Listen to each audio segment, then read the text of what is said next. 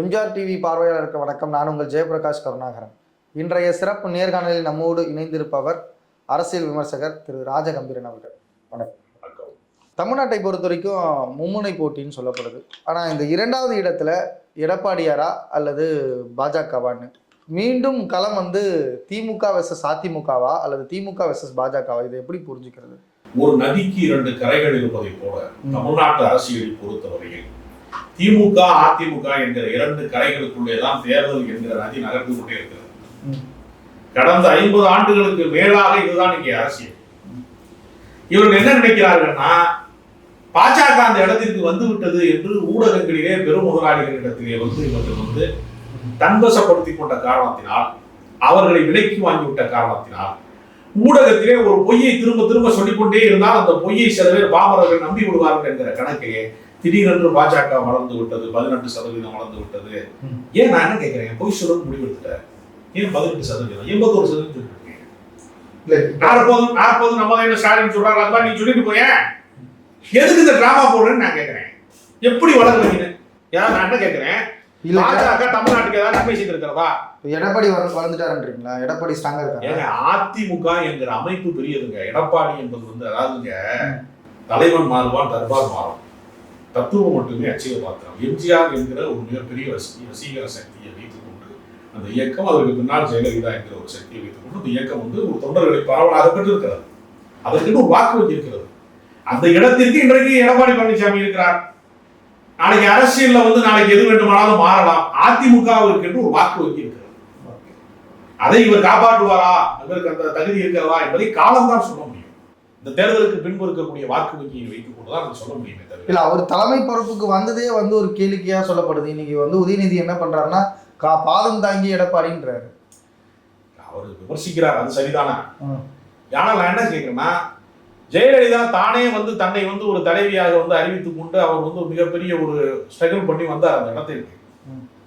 OPS அவர்களும் இடைக்கால முதலமைச்சராக நியமிக்கப்பட்டவர். எடப்பாடி பழனிசாமியும் சசிகலாவால் முதலமைச்சராக நியமிக்கப்பட்ட இவங்க 2 பேருமே நியமனம் தான். நம்ம நியமன எம்பி கேள்விப்பட்டிருக்கோம், நியமன முதலமைச்சர் இவங்க 2 பேருமே மக்களால் தேர்ந்தெடுக்கப்படவில்லை. ஆனாலும் இவர்கள் 2 பேருக்கு மத்தியில ஒருவருக்கு இன்றைக்கு இரட்டை எலெக்ஷன் கிடைத்திருக்கிற காரணத்தினால அவர் நான் தான் கட்சி என்று சொல்லுகிறார். இது கடைசி தொண்டன் வரைக்கும் போய் சேருமா? இது ஒப்புக்கொள்ளப்பட்டதா? ஏன்னா பொதுக்குழு கொடுக்கிற போதோ, மாவட்ட செயலாளர் கொடுக்கிற போதோ, ஒன்றிய செயலாளர் கொடுக்கிற போதோ எல்லா கடைசி தொண்டனுடைய பொருளும் பதிவு செய்யப்படும் நம்ம சொல்ல முடியாது. இது கடை சேருமா சேராதா என்கிற ஒரு கேள்வி எல்லாருக்குமே இருக்கிறது. அது இந்த தேர்தலுக்கு பின்னால் அப்பட்டமாக வெளிப்படும். இப்பொழுதும் 2வது இடத்தில் அதிமுக தான். இப்ப தமிழர் உரிமை மீட்போம், தமிழன் காப்போன்றாரு எடப்பாடி அவர்கள். இதை எப்படி பாக்குறீங்க?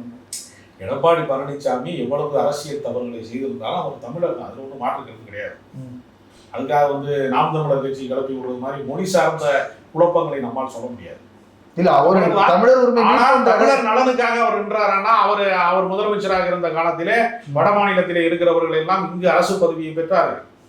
அதற்கான அரசாணையை பிறப்பிப்பதற்கு அவர் காரணமாக இருந்தார். தன்னுடைய ஆட்சியை காப்பாற்றிக் கொள்வதற்காக மோடியினுடைய காலடியிலே அவர் விழுந்து கிடந்தார். தன்னை யார் முதலமைச்சர் ஆக்கினார்களோ அவர்களுக்கு எதிராக ஒரு சூழ்ச்சி செய்தார். எல்லாமே உண்மைதான். இதை தாண்டி அவர் நிற்கிறாரா இல்லையா, அவருக்கு ஆளுமை பண்பு இருக்கிறதா இல்லையா, அவர் கடைசி தொண்டர்களால் ஒப்புக்கொள்ளப்படுவாரா இல்லையா, வாக்காளர்களால் ஒப்புக்கொள்ளப்படுவாரா இல்லையா என்பதற்கான ஒரு நீட் தேர்வை தான் இந்த நாடாளுமன்றம் அவருக்கு நடத்தி. நீட் வேண்டாம் என்று எல்லாரும் சொல்றோம், ஆனால் அவர் வைத்திருக்கக்கூடிய நீட் தேர்வை போலதான் நாடாளுமன்ற தேர்வு.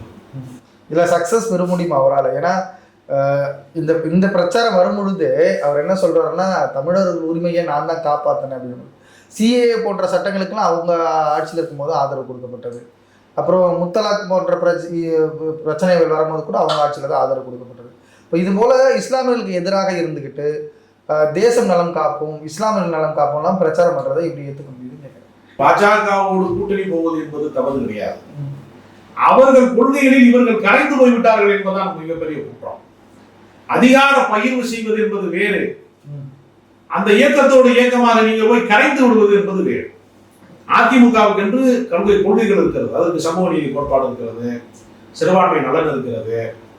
திமுகவுக்கு என்னென்ன கோட்பாடுகள் இருக்கிறதோ அது அத்தனையுமே அதிமுகவுக்கு இருக்கிறது. தலைமை தான் வேற. கலைஞர் வேண்டாம், கருணாநிதி எனக்கு வேண்டாம், தலைமை ஒப்புக்கொள்ள மாட்டேன் என்று சொல்லுகிற அதே திராவிட இயக்க சித்தாந்தம் கொண்டிருக்கக்கூடிய இரண்டாம் கட்ட பெரிய தலைவர்கள் நாவலர் நெடுஞ்செழியனிலிருந்து சபாநாயகராக இருந்த காளிமுத்திலிருந்து மறைந்த காளிமுத்து, ராஜாராம், இன்றைக்கும் இருக்கக்கூடிய பலவேறு பொன்ருட்டி ராமச்சந்திரன், அரங்கநாயகன், ஒரு பெரிய இரண்டாம் கட்ட தலைவர்கள், செல்வாக்கு மிக்க தலைவர்கள் எல்லாம் இங்க இருந்தாங்க.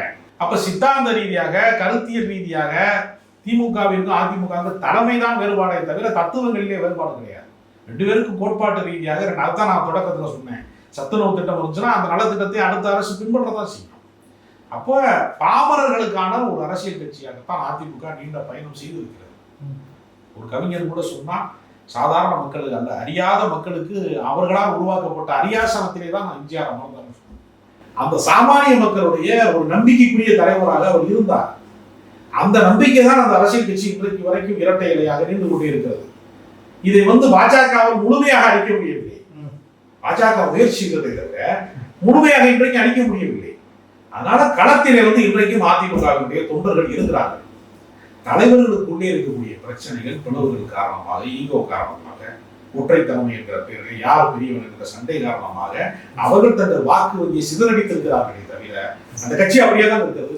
முதல்வர் அவர்கள் நேற்று ஒரு குற்றச்சாட்டு மாதிரி வைக்கிறாரு, ஃபிளாஷ்பேக் அப்படின்னு சொல்லிட்டு அது ட்ரெண்ட் ஆகிட்டு இருக்கு. நீங்க பார்த்தா தெரியும். எடப்பாடி அவர்கள் யார் அப்படின்னும் போது, எடப்பாடி அவருடைய சேலம் மாவட்டத்தில் ஒரு எப்படியாப்பட்டவராக இருந்தார், டிடிவிக்கு யாருக்கு துரோகம் செஞ்சார், சசிகலாவுக்கு துரோகம் செஞ்சார், ஓபிஎஸ்க்கு துரோகம் செஞ்சார், இன்னைக்கு அவர் தமிழ் நான் பேசுறாரு அப்படின்ற மாதிரி பேசியிருக்காரு. இதை நீங்க எப்படி பாக்குறீங்க? அது எப்பொழுதுமே அதிமுக சண்டை நடக்கிற போது ரெண்டு பக்கம் இருந்தும் நீ துரோகம் செய்தாய், நீ துரோகம் செய்தான்னு சொல்றாங்க. இல்ல, இது முதல்வர் சொல்றாரு. இல்ல, முதலமைச்சர் குற்றச்சாட்டு சொல்லுகிறார்.